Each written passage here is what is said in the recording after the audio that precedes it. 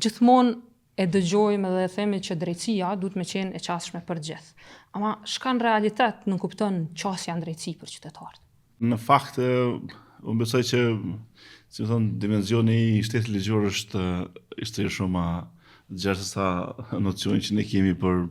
aksesin drejtësi përmes gjykatës, dhe kjo do të nënkuptonte që në fakt të gjithë trupat që kanë përgjithësi veprojnë edhe në situatën kur çështja nuk është në nivel të themi të rastit që përbën shkak për mbrojtje gjyqësore. Megjithatë,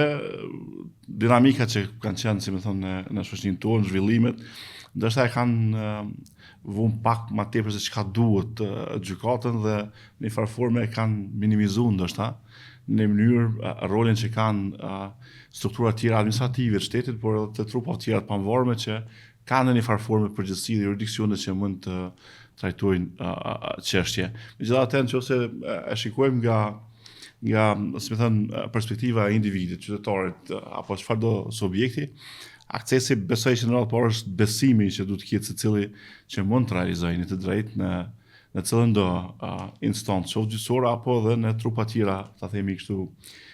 që kanë përgjegjësi të ngjashme dhe që vendosen në një formë për kërkesat apo drejtat subjektive të qytetarëve. Pastaj sigurisht që besoj që në një farë mos e lidhet edhe me ndjesinë që kemi ne për atë që do të jetë procesi gjyqësor, sepse nuk duket e natyrshme nëse ne shkojmë në gjykat pa besuar që kemi drejt, dhe kjo besoj që në një farë forme lidhet edhe me përgjithësi me vetdijen dhe kulturën që ne kemi si shoqëri. Ndërsa nga perspektiva ta themi kështu tash formale e procesit apo e kërkimit apo aksesit, në kupton në radhë parë lehtësisht mund identifiku gjykata e cila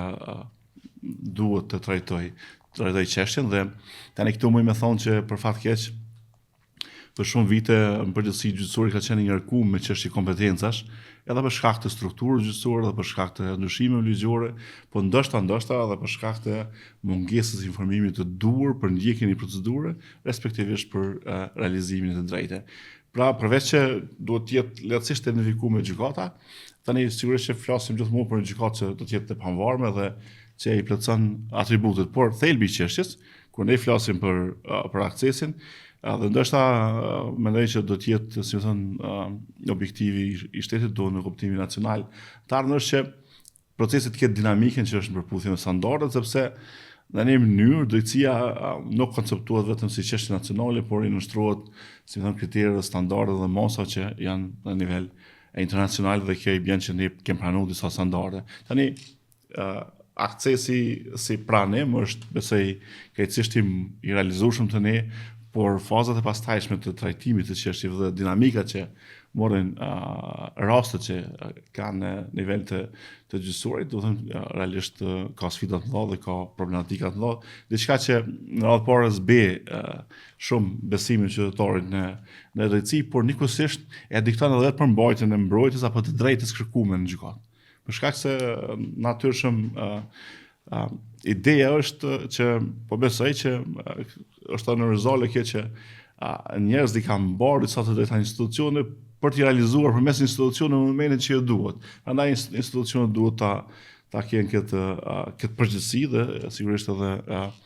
të ndjekun, si më thonë, nevojat e kohës, sepse ka një farë lloj evolucioni në princip në çështje. Tani çfarë më thonë edhe në diçka në perspektivë që ne tani e kemi observuar gjatë kohës kur kam qenë në Këshill. Nëse e morim numrin e çështjeve që pranojnë gjykatat apo edhe mekanizma të tjerë që kanë përgjegjësi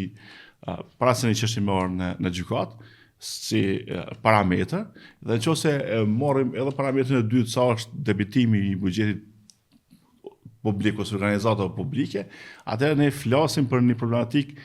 goxha serioze të funksionimit të shtetit ligjor dhe të gjithë administratës gjyqësore. Administratës shtetërore dhe rrjedhimisht ta themi edhe gjyqësore, sepse do të shohim si përfundim se gjithçka që realisht lidhet me aksesin në fund, lidhet edhe me kapacitetin për të përballuar kërkesat e kohës, diçka që neve besoj goxha shumë na mungon, edhe si përgjithësi, sepse ka shumë rëndësi se si e trajtojmë një çështje, edhe si shkatësi, sepse shumë herë morën shumë kohë për një çështje thjesht, por njëkohësisht edhe si potencial në çfarëdo perspektive që ne e shohim edhe si burime njerëzore, edhe si logjistikë, edhe si resurse teknologjike, edhe si thjeshtësi e zbatimit ligjit e tjera.